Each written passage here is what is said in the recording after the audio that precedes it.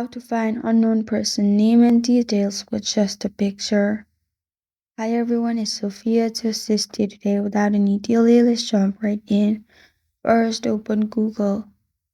You'll find this kind of screen pop up. Click on Google Lens, which is on search bar beside voice typing.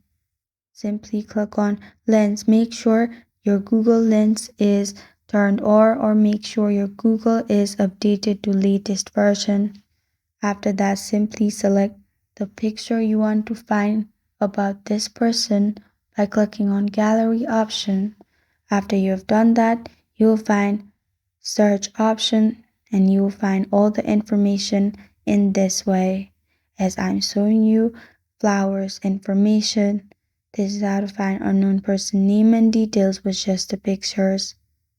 Thank you for joining me today. If this video helps you out, please leave a like and subscribe for more.